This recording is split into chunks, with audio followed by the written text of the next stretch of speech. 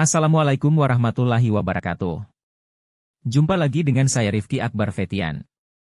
Kali ini kita akan membahas mata kuliah etika profesi tentang pengambilan keputusan etis. Motivasi untuk pendahuluan pada materi ini, yaitu harus ditumbuhkan pada semua pihak baik pengusaha, karyawan, dan mahasiswa, untuk peka terhadap etika dan tanggung jawab sosial mereka. Kemudian kerangka kerja pengambilan keputusan etis yaitu: pertama, konsekuensi atau kekayaan yang dibuat dalam hal keuntungan bersih atau biaya. Kedua, hak dan kewajiban yang terkena dampak. Kemudian yang ketiga, kesetaraan yang dilibatkan. Dan yang terakhir, motivasi atau kebijakan yang diharapkan. Nah, untuk pendekatan filosofis, konsekuensialisme, utilitarianisme, atau teleologi, yaitu konsekuensisme bertujuan untuk memaksimalkan hasil akhir dari sebuah keputusan.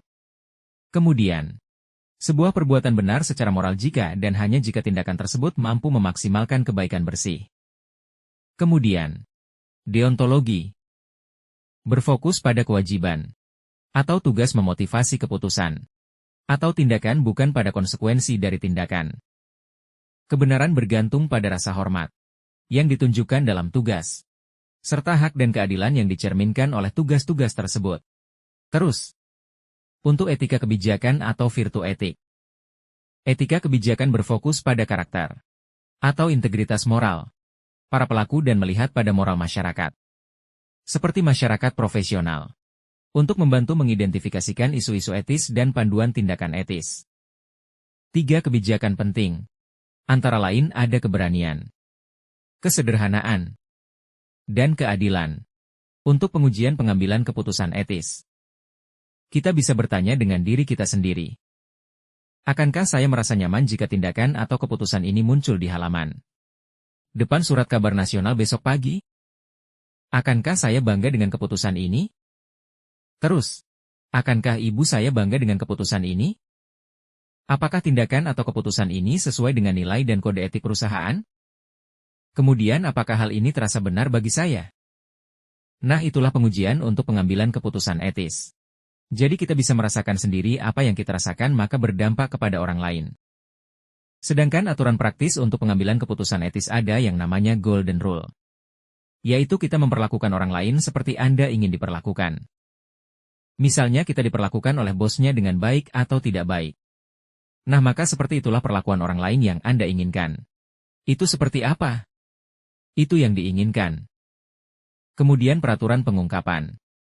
Jika Anda merasa nyaman dengan tindakan atau keputusan, setelah bertanya pada diri sendiri, apakah Anda akan keberatan jika semua rekan teman dan keluarga Anda menyadari hal itu maka Anda harus bertindak atau memutuskannya? Kemudian ada lagi etika intuisi. Yaitu lakukan apa yang firasat Anda katakan dan Anda lakukan. Terus ada imperatif kategorias. Jangan mengadopsi prinsip-prinsip tindakan, kecuali prinsip tersebut dapat tanpa adanya interkonsistensi atau diadopsi oleh orang lain. Selanjutnya etika profesi. Yaitu lakukan hanya apa yang bisa Anda jelaskan di depan komite dari rekan-rekan profesional Anda. Prinsip utilitarian.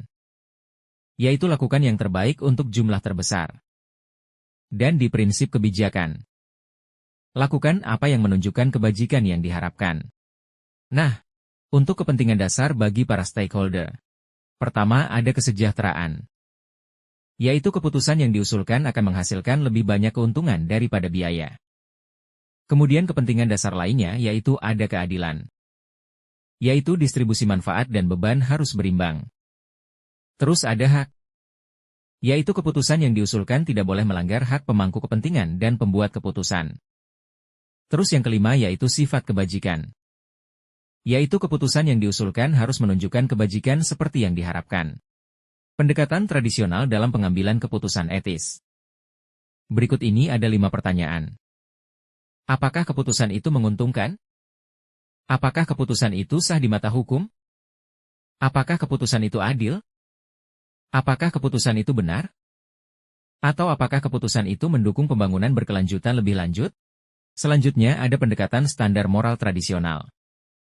Standar moralnya yaitu ada utilitarian. Yaitu memaksimalkan keuntungan bersih bagi seluruh masyarakat. Hak-hak individu dihormati dan dilindungi. Dan untuk keadilan. Distribusi manfaat dan beban yang adil. Permasalahan dalam pengambilan keputusan etis adalah dalam masalah bersama. Terus mengembangkan aksi yang lebih etis. Permasalahan dalam pengambilan keputusan etis. A. Ada kekeliruan umum dalam pengambilan keputusan etis.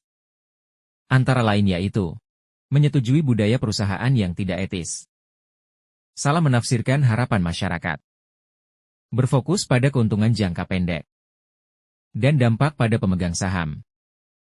Berfokus hanya pada legalitas saja. Batas keberimbangan batas untuk meneliti hak. Sama konflik kepentingan. Nah, setelah kita memahami tentang keputusan etis tadi, maka ini ada studi kasus. Silahkan dibaca, dipahami kasus yang ada, kemudian jawablah pertanyaan menurut pendapat Anda. Seperti biasa, dikumpulkan via Teams dengan format pengumpulan seperti tugas-tugas sebelumnya. Jangan lupa tulis komentar nama dan NIM untuk presensinya. Saya akhiri. Terima kasih.